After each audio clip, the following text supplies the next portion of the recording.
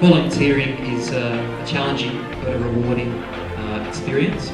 Our volunteers assisted with mostly infrastructure type of programs,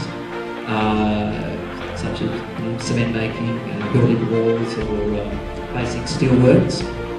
But something that myself and my co-leaders tried to always remind our participants was our motto of engage, educate and empower. I have to say that my most favourable experience of the trip was a sense of community. Although these people lacked in financial and material wealth, they had an abundance of richness in community spirit and engagement, and it was hard to find a person there that was not smiling. I especially loved the children who would flock to us daily for love and attention, and of course to get lots of cuddles in return. Upon reflection of my journey, I came to understand how powerful my original choice of word was. This word is an agent for change and an instrument for healing. For it is in the power of yes that I began my journey with GK. It is in the power of yes that I choose to continue to support GK, and it is in the power of yes that I choose to take the lessons learned from this journey to nourish and sustain my future goals.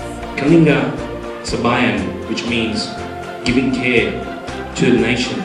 It gave all of us experienced volunteers the opportunity to choose an aspect of GK, a holistic aspect of GK, to volunteer for 5 days. Island greening involved planting trees, cleaning beaches, just to show that we weren't there just to build houses and make a mess of things. In the process, we were there to improve the lives and improve the environment of the people of Bantayan Island. The other activities that you can experience in Bayani Challenge that they normally do have, I guess, would be Kalinga Nights, which are nightly talks, concerts, presentations that they have every single night. We also had the Master Cucinero, or I guess in Australia they call him Master Chef, which fortunately the Australian team won. So that was pretty amazing. And of course, the Bayanihan race, or the amazing race, now which I was happened to be involved in. Cambodia tour tends to be a small group that goes over there. A couple of reasons is that the village is smaller and there's only one village over there. The big difference is the team dynamics changes when you have so many people. For example, Philippines this year there was 50, Philippines last year there was 80. You get a really big difference in terms of team dynamics compared to Cambodia, who had 8 people last year and 16 people. Sorry, 8 people in 010 and 16 people in 11. So, long answer short, the team dynamics really changes, which means how you interact with the villagers and how you build the villages and with each other really changes quite a lot.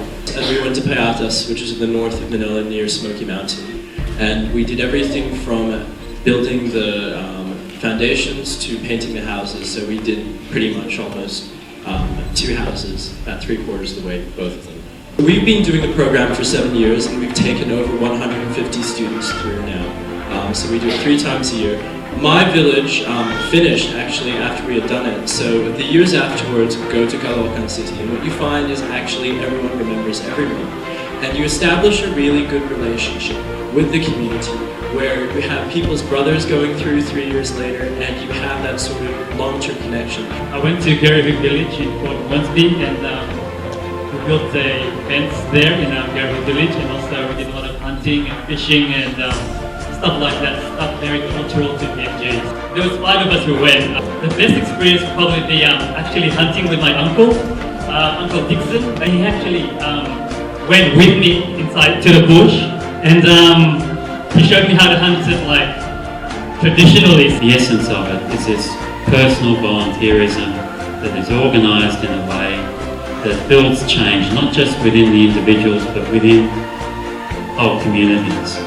And what has been interesting about the summit and what has come from that is that all of a sudden, where GK was seen principally as a Philippines-based model, it is now starting to be seen as a universal template for building better societies, not just relieving poverty, but building communities and in countries that people are proud of. I've been involved with GK for about 6 years now. I was introduced to it by a lady by the name of Karina Velasco, who you would have met at the registration table. So she told me about GK on the train, and I went on a trip in 2007, and I guess I've never looked back. Today, Suganthi and I are just going to touch on GK Australia, the organisation and its new structure. So for those of you who've been involved with GK for a while, you'll know that there have been some pretty big changes recently. There is now a new organisation, GK Australia. I didn't get involved a few years ago. I heard about it through my son's school, St. Aloysius, which does immersion trips to the Philippines. We attended the summit in Singapore, and then we became, I guess, a bit more involved with GK here in Australia. So my role is to talk about the rest of the structure. And the reason we're spending so much time talking about the structure is because that we believe that Go Akalinga Australia is an opportunity for us to achieve something unique in Australia. But at the same time, we're very conscious that GK in Australia is a volunteer organisation run and staffed by volunteers. My first GK experience was in 2004, and they promoted Y-Guides. And because we didn't have enough money to go, that's when we started selling chocolates, we did events, we did fundraising, and that's how we created awareness for GK. And the photos that you see there are all about my experience in GK and how the people, especially the volunteers there, and the people, like the full-time workers that would work 24 hours for GK, has made an impact.